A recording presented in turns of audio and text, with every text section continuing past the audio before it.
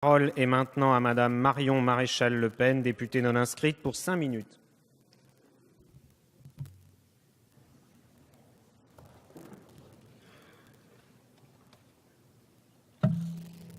Merci, Monsieur le Président, Monsieur le Ministre, chers collègues. Pour votre information, d'ailleurs, Madame Capdevielle, je suis une femme, ne vous en déplaise, et je ne vois pas d'ailleurs en quoi le fait d'être un homme rendrait particulièrement illégitime l'opposition à cette marchandisation de l'homme. Par ailleurs, après les expressions « le mal mourir »,« le faire mourir »,« le suicide assisté », voici que la gestation pour autrui altruiste vient de faire son apparition dans la novlangue du lexique bien-pensant. Malheureusement, derrière ces manipulations sémantiques, censées rendre plus douce à nos esprits une réalité sordide, se dissimulent des intérêts financiers qui asservissent la vie humaine à l'utilitarisme. Cette proposition de loi constitutionnelle visant à graver le principe d'indisponibilité du corps humain dans la Constitution répond à l'impérieuse nécessité de juguler les multiples assauts que subit aujourd'hui l'interdiction française de la GPA.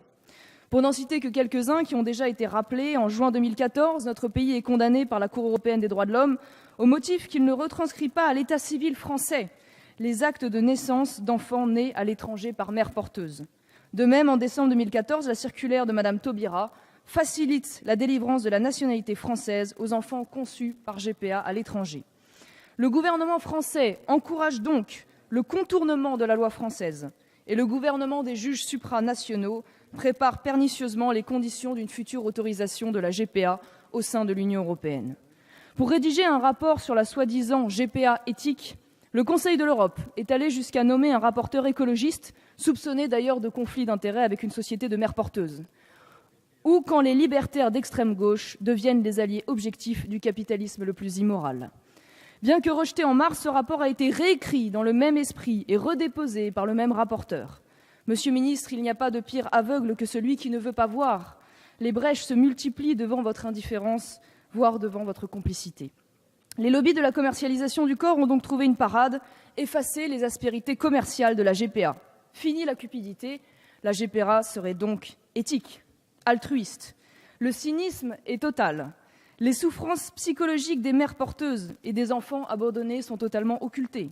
Les multiples témoignages en la matière devraient pourtant vous convaincre de l'ignominie de cette pratique. Les enfants handicapés ou trisomiques, abandonnés à la naissance par les parents, faute de répondre à leur cahier des charges. Des clauses dans le contrat de GPA permettant de réclamer un avortement et la suspension du paiement si la mère porteuse allait à l'encontre du souhait des adoptants. Les pressions sur des mères porteuses enceintes de jumeaux ou de triplés non désirés, contraintes d'avorter.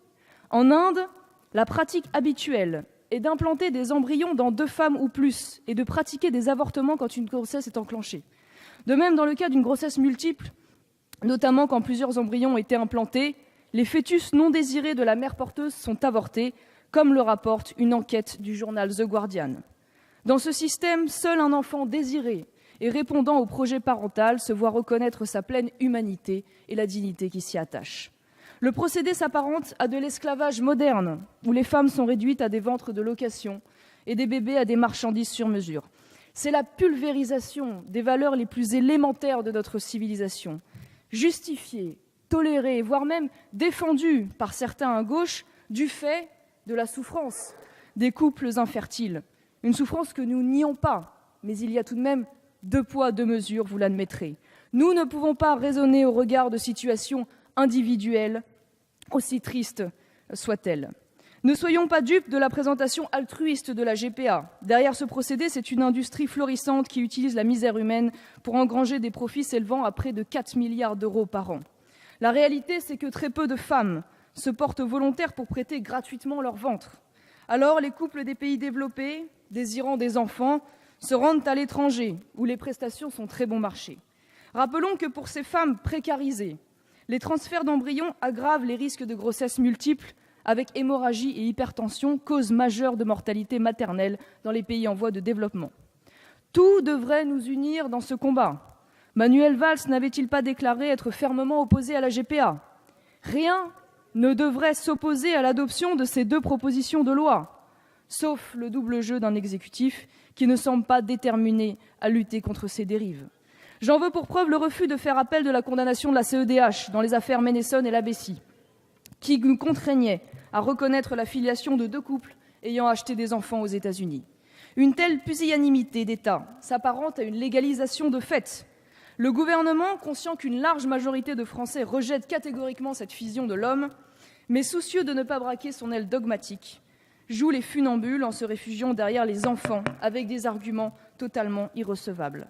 La France doit s'opposer avec force à cette civilisation de l'homme produit et préserver les plus vulnérables de cette idéologie du droit à l'enfant, où le désir et le projet parental sont seuls à compter, au-dessus de toute autre considération, y compris les plus essentielles.